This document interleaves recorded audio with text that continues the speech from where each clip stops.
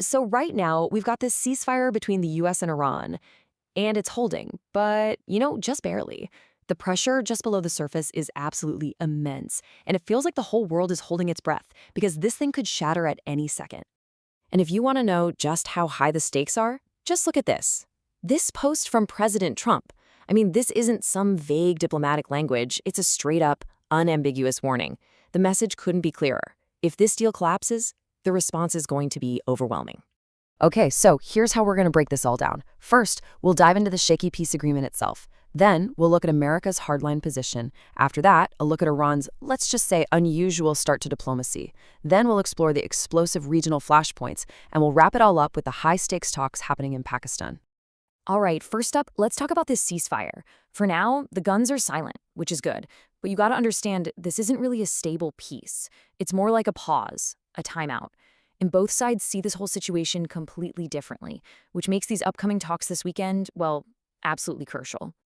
This slide really lays out two completely different versions of reality, doesn't it? On one hand, you've got the US saying, mission accomplished, our objectives are met. But then you look at Iran. They're accusing Israel of breaking the deal, and they're openly vowing to keep their hands on the trigger. They're even saying that talks could become meaningless. That deep, deep distrust. That's the real problem here. Okay, let's switch gears and look at how the US is handling this. Their official line is pretty clear. It's a victory. But it's a victory they're ready to defend with, well, a whole lot of force. And this quote from CENTCOM Commander Admiral Brad Cooper, it just sums it all up perfectly. He called it a generational defeat for Iran. I mean, that's incredibly strong language. So while the big offensive operations are on pause, he's making it crystal clear the US military is still vigilant and ready.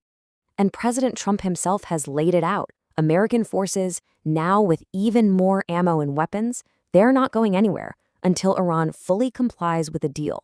And he's also taken a shot at some traditional allies, writing pretty bluntly that NATO wasn't there when we needed them. It really signals this we'll-do-it-ourselves kind of approach to keeping the peace. Okay, now for something a little weird. Let's talk about Iran's diplomatic strategy here, because the way they started these de-escalation talks, well, it was bizarre.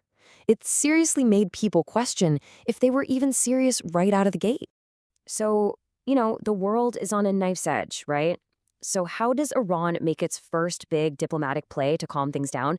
What was their opening bid to stop a huge war? You're not going to believe this. Their first proposal, the one they sent to US envoys, it was so weird that officials in the West Wing thought it was written by ChatGPT. Seriously, they considered it so ridiculous that, and this is a direct quote, it was immediately thrown in the garbage. But, that wasn't the final word.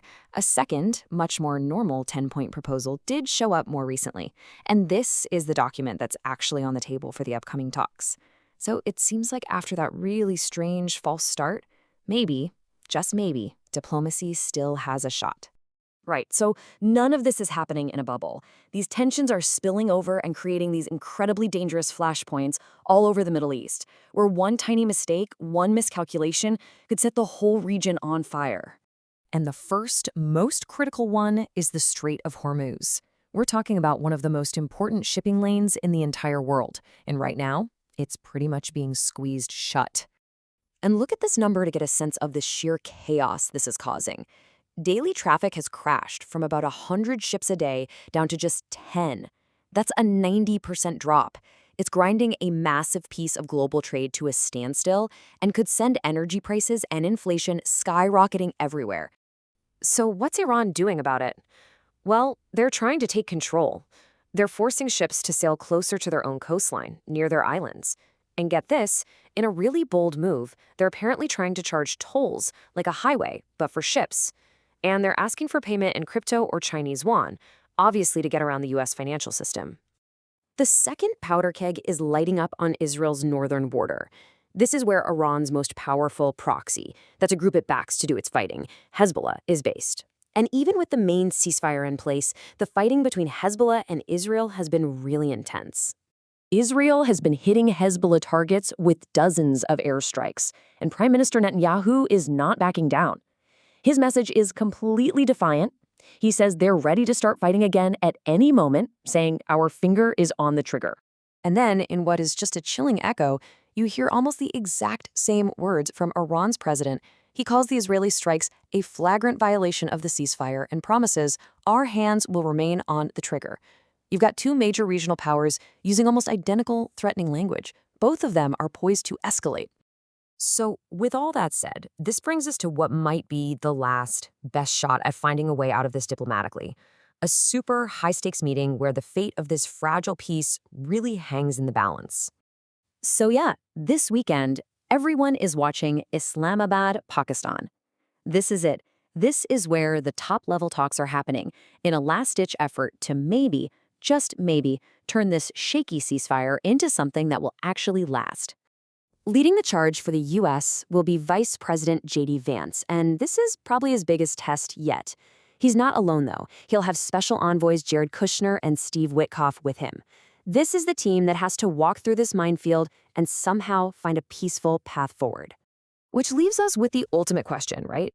In a region just packed with threats, with so many different leaders saying their fingers are on the trigger, and with trust basically at zero, is it even possible for a weekend of talks in Pakistan to pull everyone back from the edge? I guess we're all about to find out.